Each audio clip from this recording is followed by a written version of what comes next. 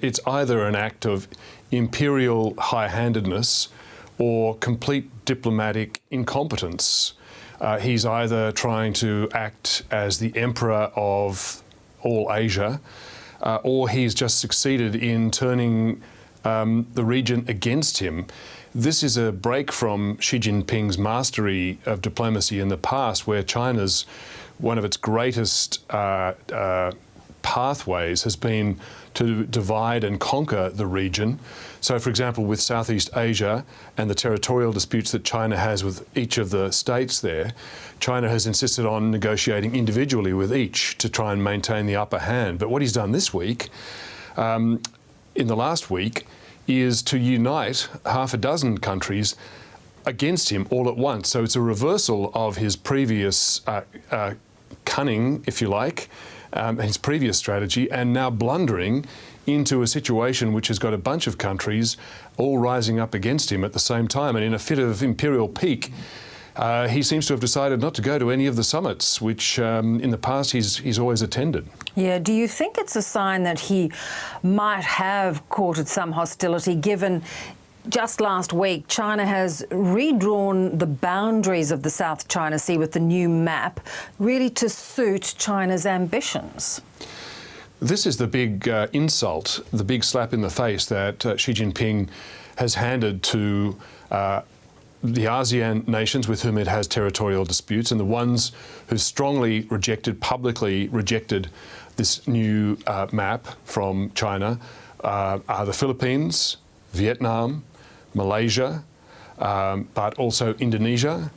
And because the map doesn't just stamp China's territorial claim on Southeast Asia, but also includes India and claims some of the territory in two areas of India, India has also very fiercely rejected this map, as well as Brunei and, although it's not a separate country, Taiwan. So Xi Jinping, in a single act, has brought all those countries out against him. And the affront is not just the claims themselves, which are not new.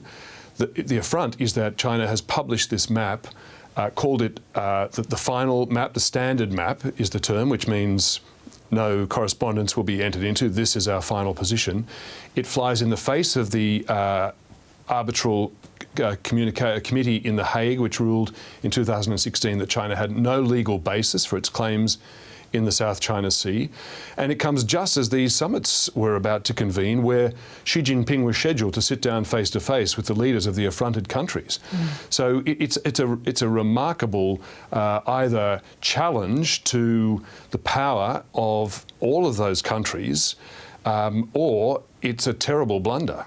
Yeah, it is interesting because with a country like India, you know, this is a country he'd been courting through the BRICS nations to be aligned with China, to come into the fold and to create this separate sort of economic bloc.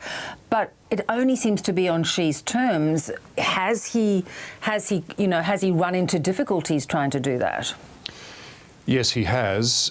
So 2 weeks ago, you mentioned the BRICS summit. BRICS stands for, it's a loose grouping of countries. They don't do much, but they do meet at the leader level once a year. It was originally convened by Russia. BRICS stands for Brazil, Russia, India, China, South Africa. And Xi Jinping has decided to take over this group and use it to extend China's power in the world and to counter the US. And on the sidelines of that summit, he took aside Narendra Modi, the Prime Minister of India, in an attempt to heal the breach that they've suffered. And that breach was over their territorial clash over the shared border they have in the Himalayas. And in that conversation, as I reported, according to a leading Indian strategic analyst, C. Raja Mohan, that Xi Jinping offered to put the dispute aside and return relations to normal. Modi rejected the olive branch and said, you have to walk back your aggression before we can think about going back to normal. And then that's followed by Xi Jinping publishing this very cheeky or even outrageous map making territorial claims on India, which just puts beyond the pale any prospect of a diplomatic rapprochement with India. So that that relationship is now worse than it was, although Xi Jinping was 2 weeks ago trying to heal it. Yeah. Do you think this departure from this, from diplomacy, from trying to bring people into the fold and follow China's path is just ideological? Do you think it's almost starting to look delusional on his part that he can rewrite history in so many ways?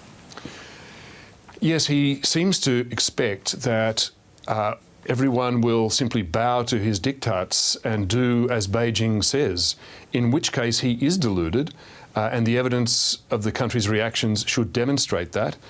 And his reaction to their objections is not exactly conciliatory or even mature, simply to say, oh, well, if that's your reaction, I'm not going to turn up at your summits. Further offending the summit hosts, which are Indonesia and India.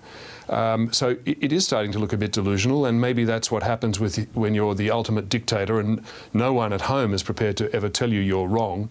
And as I quoted the eminent sinologist, the Australian sinologist Jeremy Barmay, saying, every day when Xi Jinping drives in or out of the Zhongnan High Leadership Compound in Beijing, where he lives and works, emblazoned on the entrance is the Mao-era slogan, "Long live the glorious, magnificent and infallible Chinese Communist Party." Maybe it's gone to his head. Maybe he started to believe it really is infallible. And yeah, you talked about the countries that had talked out against this new map. Australia wasn't one of them, though. Why not? Yes, really quite interesting, although it offends Australia's basic principle that the South China Sea should remain free and open and not subject to these unilateral Chinese claims. Australia said nothing, but I think what we're seeing is really very interesting here, Bev. We're not seeing Australia saying, we are seeing Australia doing. And in a couple of days, Anthony Albanese will be turning up in Manila on the front line of this territorial dispute dispute between the Philippines and China. The first visit by an Australian Prime Minister to the Philippines in over 20 years, and he'll be standing side by side with the Philippines and demonstrating solidarity in their confrontation with China. It's going to play out for some time yet. Good to talk, Pete. Thanks so much. Pleasure, Bev.